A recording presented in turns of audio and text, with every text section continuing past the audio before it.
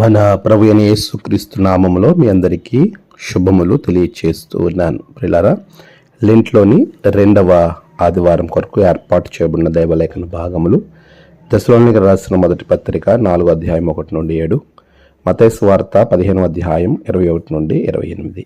ఈ రెండు పాఠ్య భాగాల ఆధారంగా నేను ఏర్పాటు చేసుకున్న అంశము దేవునిని సంతోషపరచటము. దేవునిని సంతోషపరచటము. ప్రియ విశ్వాసులారా, మనము చాలాసార్లు మనలను దేవుడు సంతోషపరచాలని ఎంతో ఆశపడతాం. మన కోరికలు నెరవేరడం ద్వారా మనం సంతోషపడతాం. మనం అనుకున్నది జరగడం ద్వారా మనం సంతోషపడతాం. అయితే ఒక విశ్వాసిగా, క్రైస్తవ విశ్వాసములో ఎదుగుతున్నటువంటి ఒక బిడ్డగా దేవునిని, నన్ను సృష్టించి నా కొరకు తన ప్రాణం పెట్టినటువంటి ఆ యేసయ్యను నేను సంతోషపరచాలి అని ఏనాడైనా నువ్వు అనుకున్నావా? అలా అనుకోకపోతే ఇప్పుడైనా నీ విశ్వాసాన్ని పెంచుకో. ఇప్పుడైనా నీ విశ్వాసంలో నువ్వు బలముగా ఎదిగేటువంటి గొప్ప అంశాన్ని దేవుడు మనకి అనుగ్రహించాడు. ఈరోజు అంశము, మన దేవుణ్ణి సంతోషపరచడము ఎట్లా, ఎలాగున, ఏ రీతిలో ఆయనను సంతోషపరచాలి, ఏమి చేస్తే ఆయన సంతోషంగా ఉంటాడు. పిల్లరా, మరి నీవు ఎప్పుడు సంతోషంగా ఉండాలని కోరుకున్న దేవుడు ఆయన దుఃఖానికి కారణంగా మారిపోయాడు. ఆయన దుఃఖంలోకి వెళ్ళాడు, ఆయన బాధలోకి వెళ్ళాడు నిన్ను సంతోషంగా ఉంచడానికి. ఆయన శాపంగా మారాడు నువ్వు ఆశీర్వాదంగా ఉండడానికి. ఆయన దరిద్రుడయ్యాడు నువ్వు ఐశ్వర్యవంతుడిగా ఉండటానికి. అటువంటి దేవుణ్ణి మరి సంతోషపరచాలని నీకెప్పుడు అనిపించలేదా? ఈరోజు ఒక్కసారి నువ్వు ఆలోచించాయి, దేవునిని సంతోషపరచడము ఎలా అనే ఈ అంశము మన జీవితాలకు ఆశీర్వాదకరంగా ఉంటుందని నేను నమ్ముతున్నాను.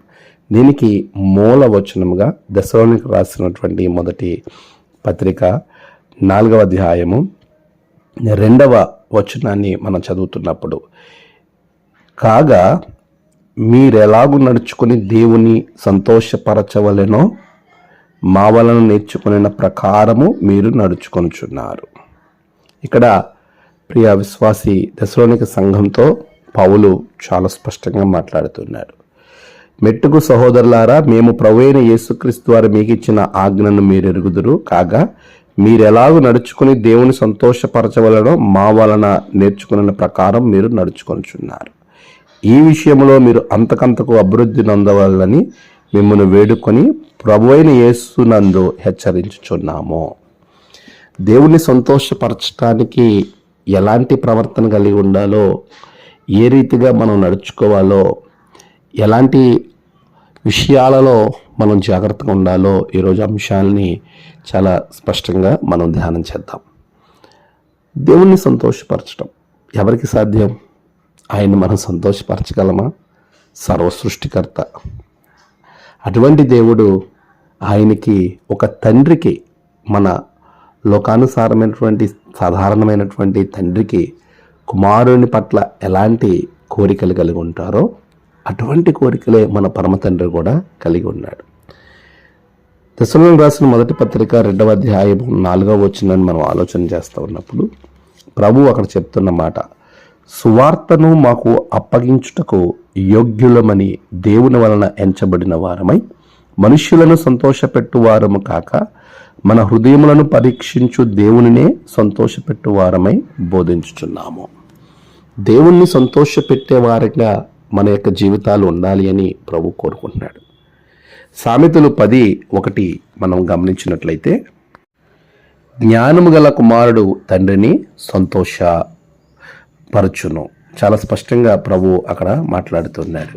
ఈ రోజున మరి నీ పరమ తండ్రి అయిన దేవుణ్ణి నువ్వు సంతోషపరచున్నావా?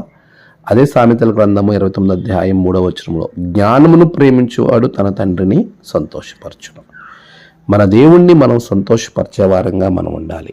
అలా ఉండాలంటే మనం చేయాల్సింది మొట్టమొదటిది పరిశుద్ధత కలిగి ఉండాలి. మనం పరిశుద్ధత లేకుండా దేవునికి ఇష్టలుగా కాదు కదా, కనీసం ఆయన్ని చూడను కూడా చూడలేం. హెబ్రీయులకు రాసిన పత్రిక 12వ అధ్యాయము 14వ వచనంలో అక్కడ ప్రభువు మాట్లాడుతున్నటువంటి మాట మనం గమనించినట్లయితే, పరిశుద్ధత లేకుండా ఎవరు కూడా దేవుణ్ణి చూడలేరు అనే విషయాన్ని స్పష్టంగా మాట్లాడుతారు. అందరితో సమాధానమును పరిశుద్ధతయు కలిగి ఉండుటకు ప్రయత్నించుడి, పరిశుద్ధత లేకుండా ఎవడును ప్రభువును చూడడు.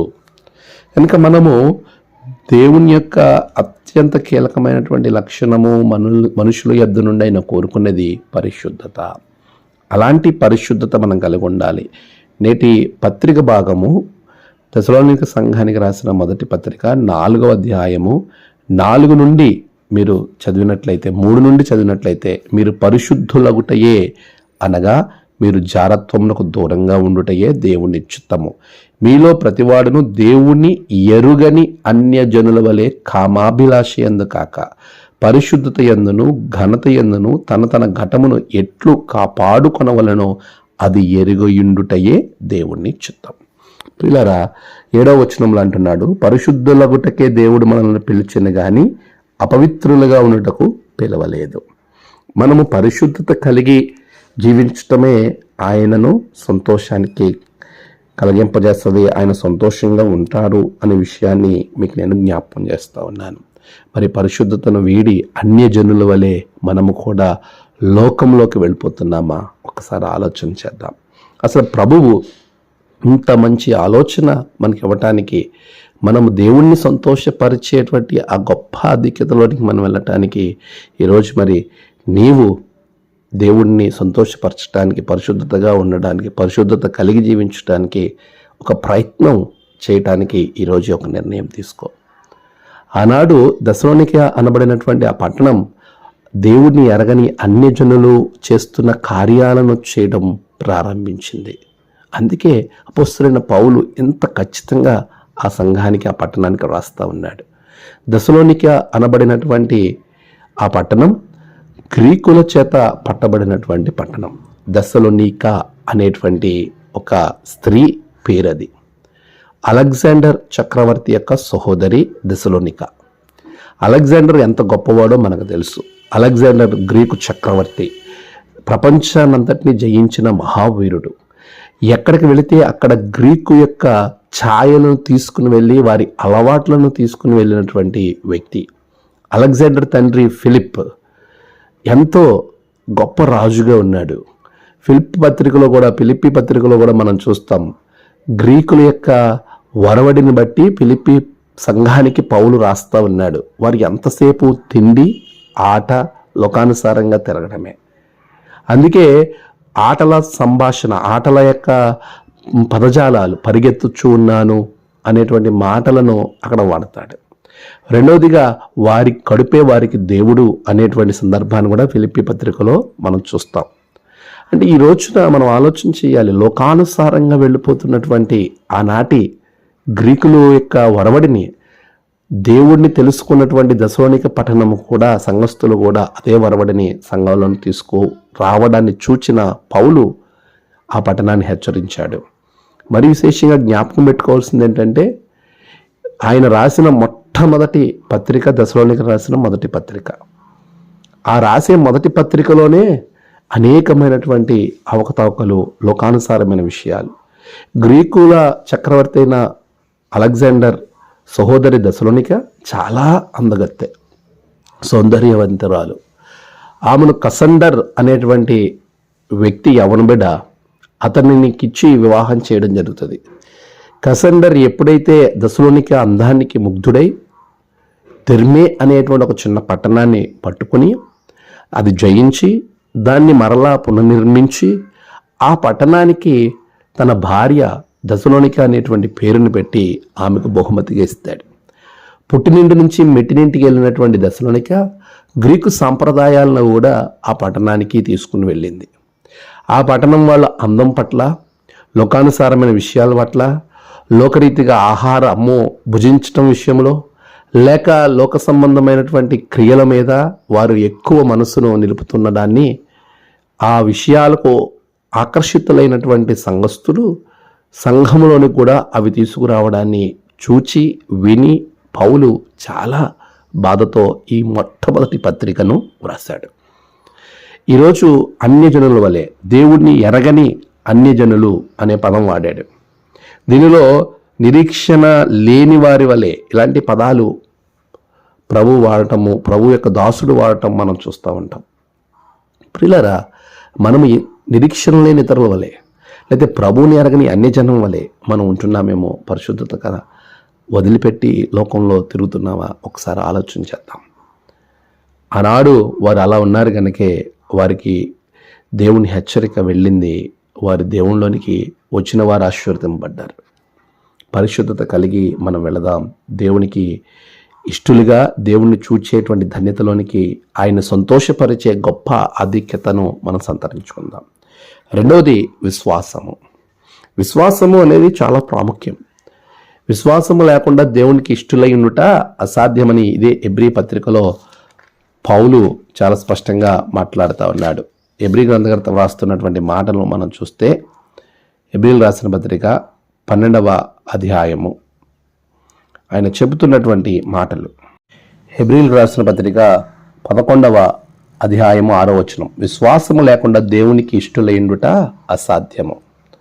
దేవుని యొద్దకు వచ్చువాడు ఆయనయున్నాడనియు తన్ను వెదుకు వారికి ఫలము దయచేయవాడని నమ్మవలెను కదా. అలాంటి విశ్వాసాన్ని మనం కలిగి ఉంటే ప్రభువు మనల్ని బట్టి సంతోషిస్తాడు. ఒకవేళ విశ్వాసం నుండి తొలగిపోతే ప్రభువుకి సంతోషం ఉండదు.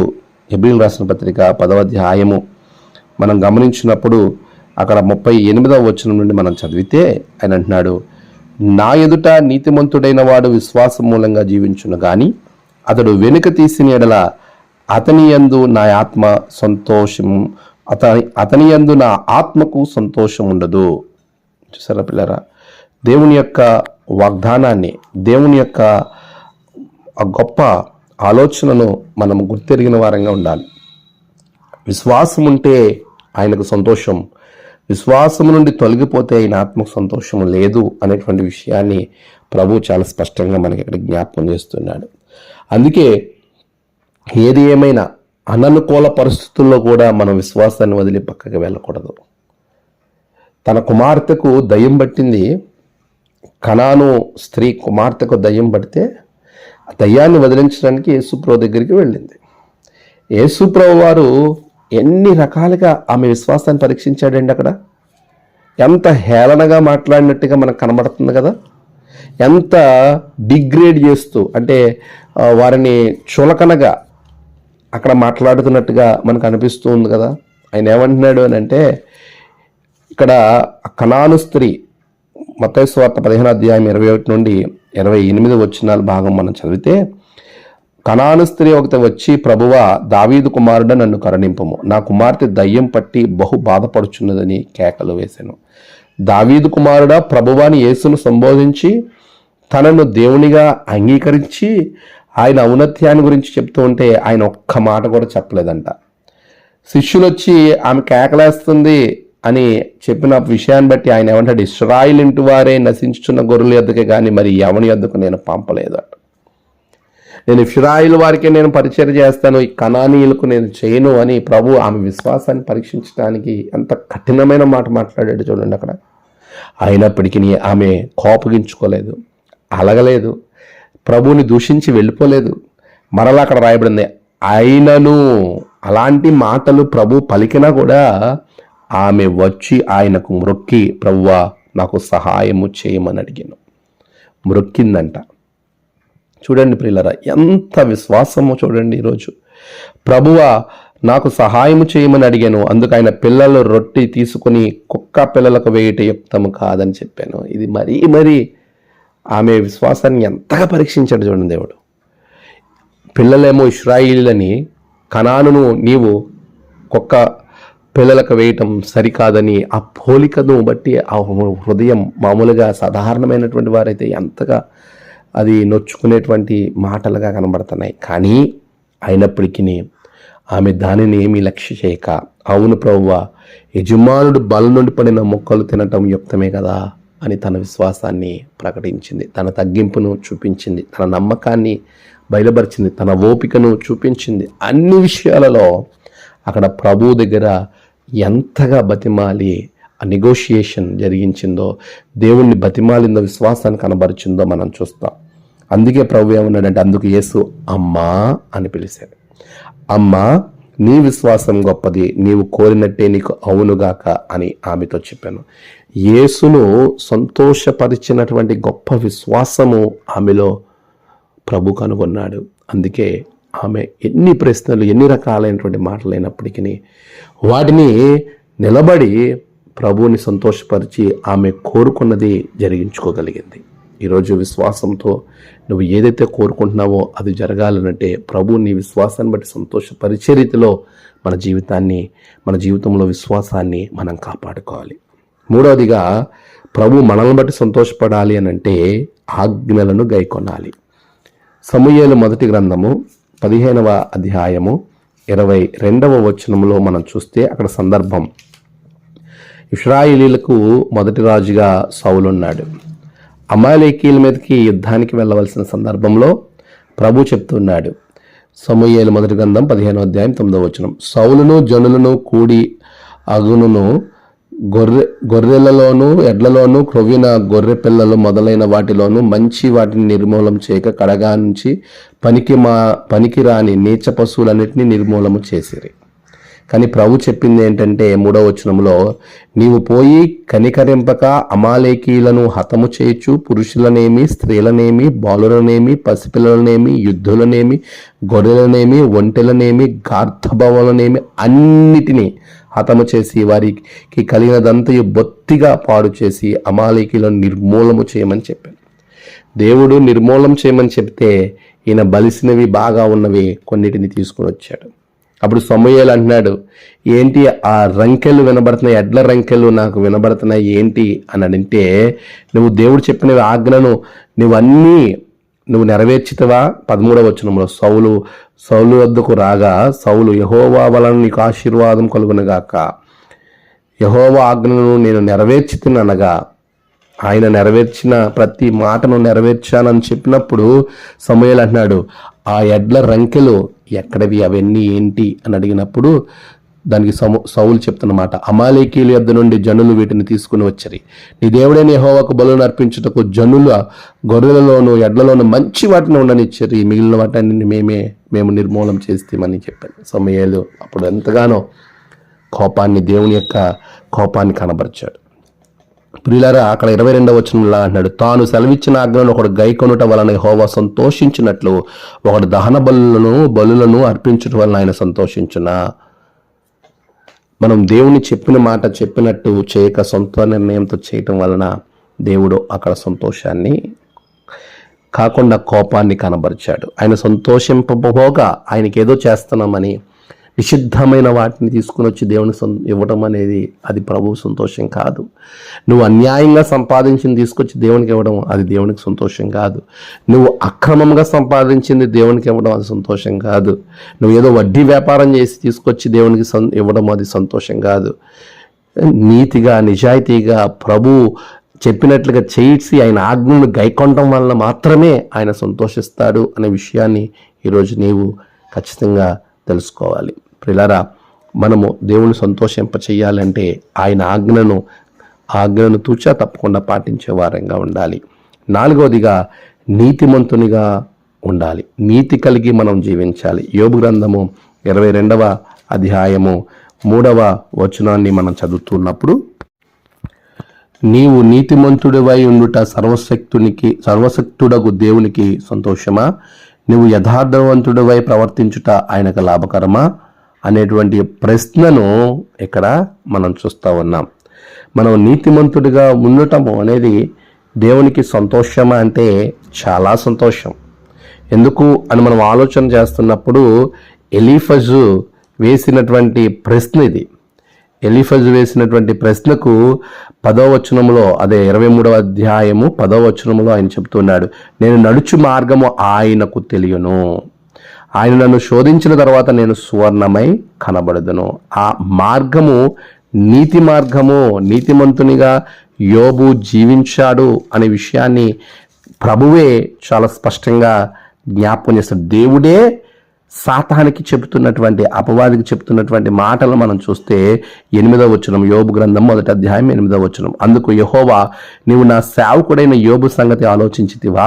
అతడు యథార్థవంతుడును న్యాయవంతుడునై దేవుని యందు భయభక్తులు కలిగి చెడుతనమును విసర్జించిన వాడు భూమి మీద అతని వంటి వాడెవడనో లేడు.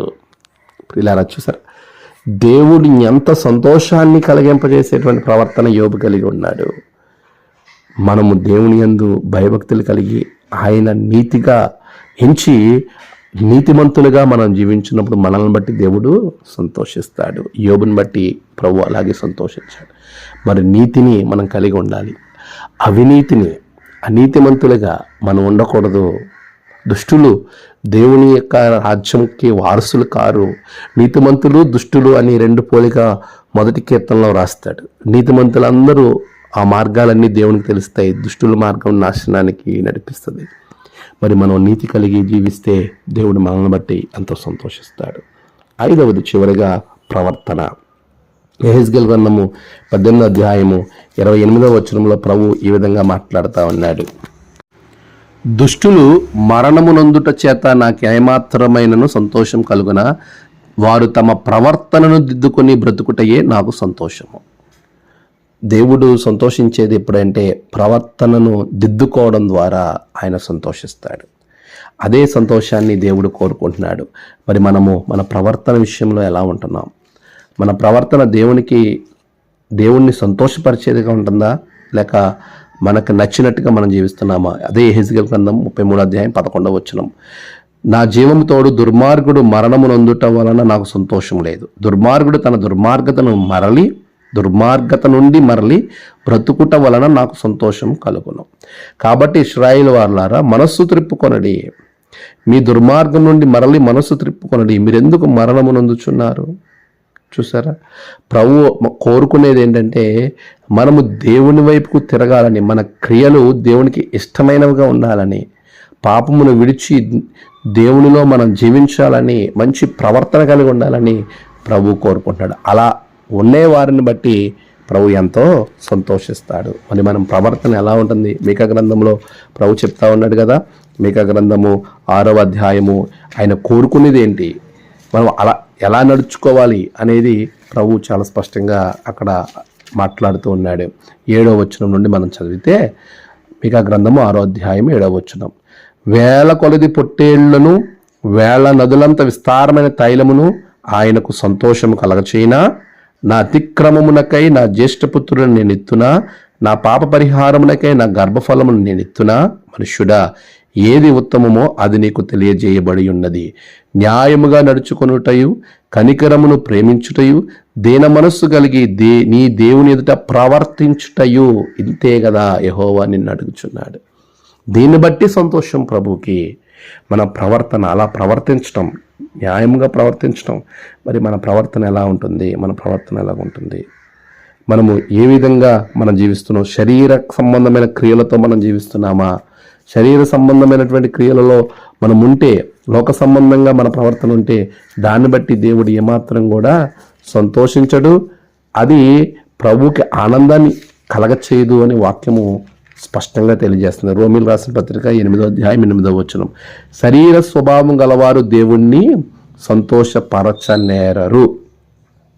మనం దేవుణ్ణి సంతోషపరచాలి అని అంటే శరీరం రీతిలో నడవకూడదు. మన ప్రవర్తన దేవునికి ఇష్టమైనదిగా మనం మరల్చుకోవాలి.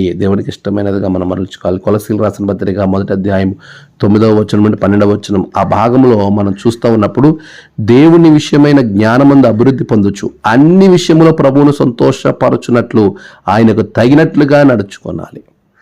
మన ప్రవర్తన ఎలా ఉండాలంటే శరీర సంబంధంగా కాదు, కానీ ఆయనకు తగినట్లుగా మనం నడుచుకోవాలి. అప్పుడు దేవుని యొక్క సన్నిధిలో మనము ఆయన సంతోషాన్ని పరిపూర్ణం చేసే వారంగా ఉంటాం. లోక సంబంధమైన వారంగా మనం ఉండకూడదు, శరీర సంబంధమైన వారంగా ఉండాలి. ఆయనకు తగినట్టుగా మనం నడుచుకోవాలి. యోహాను సువార్త 17వ అధ్యాయము 13వ వచనంలో మనం చూస్తే, నా సంతోషము పరిపూర్ణమగునట్లు నేను నీ యొద్దకు వచ్చుచున్నాను, నా సంతోషము వారి యందు పరిపూర్ణమగునట్లు లోకమందు ఈ మాట చెప్పుచున్నాను. చూసారా, నేను లోక సంబంధిని కానట్లు వారును లోక సంబంధులు కారు గనక లోకం వారిని ద్వేషించు. లోక సంబంధులుగా మనం ఉండకూడదు. లోకానుసారమైనటువంటి విషయాల్లో మనం వెళ్ళకూడదు. దేవునికి తగినట్లుగా మనం నడుచుకోవాలి. ఒకవేళ నువ్వు తప్పిపోయి ఉన్నావేమో తిరిగి వెనక్కి రా. ఇప్పుడు అయినా దేవుని సంతోషపరచాలంటే మత్తయి సువార్త 18వ అధ్యాయం 13వ వచనంలో ప్రభు ఈ విధంగా మాట్లాడుతూ ఉన్నాడు. చూడండి, వాడు దాన్ని కనుగొనిన ఎడల 99 గొర్రెలను గూర్చి సంతోషించునంత కంటే దానిని గూర్చి ఎక్కువగా సంతోషించునని మీతో నిశ్చయముగా చెప్పుచున్నాను. 99 గొర్రెలు ఉన్నాయి, ఒక గొర్రె తప్పిపోయింది కనుగొన్నప్పుడు ఈ 99 గొర్రెల కంటే ఆ తప్పిపోయి తిరిగి వచ్చిన గొర్రె విషయంలో ఎంతో సంతోషంగా యజమాని ఉంటాడు. ఈరోజు దేవునికి వ్యతిరేకమైన ప్రవర్తన నీకు కలిగి ఉన్నావేమో, తిరిగి దేవుని దగ్గర నిన్ను బట్టి దేవుడు సంతోషిస్తాడు. ప్రభువుని సంతోషపరచడం ఎలా, దేవుణ్ణి సంతోషపరచడం ఎలా? మొదటిది పరిశుద్ధత కలిగి ఉండాలి, రెండోది విశ్వాసం కలిగి ఉండాలి, 3 ఆయన ఆజ్ఞలను గైకొనాలి, 4 నీతిమంతునిగా జీవించాలి, 5 సత్ప్రవర్తన మంచి ప్రవర్తన కలిగి మనము దేవుని వైపు తిరిగి దేవుణ్ణి మన హృదయంలో చేర్చుకొని ఆయనను సొంత రక్షకునిగా అంగీకరించి మనం ముందుకు వెళ్ళాలి. మరి అలా వెళ్ళటానికి నువ్వు సిద్ధపడుతున్నావా? అలా ఉంటే ప్రభు నిన్ను బట్టి సంతోషిస్తాడు, ఎంతో ఆనందపడతాడు. నీకు శ్రేష్టమైన బహుమానాన్ని నీ కొరకు దాచి ఉంచాడు. అలాంటి బహుమానం పొందడానికి దేవుణ్ణి సంతోషపరిచి ఆశీర్వాదాలను పొందుకోవాలని ప్రభు పేరట మీకు తెలియజేస్తూ ఈ మాటలను నేను ముగిస్తున్నాను. దేవుడు మిమ్మల్ని దీవించునుగాక. ఆమెన్. ప్రార్థన. సర్వోన్నతుడా గొప్ప దేవ, నీ బిడ్డలను బహుగా మీరు దీవించండి. నిన్ను సంతోషపరచాలి అనే ఆలోచన బిడ్డలకు అనుగ్రహించి వారి ప్రభువా నీలో బలం పొందుకునే వారంగా ఉండడానికి కృప దయచేయమని యేసు నామమున ప్రార్థించి వేడుకొనుచున్నాం తండ్రి. ఆమెన్. తండ్రి, కుమార, పరిశుద్ధాత్మ త్రియేక దేవుని దీవెన మీకు తోడుగా ఉండి నడిపించును గాక. ఆమెన్.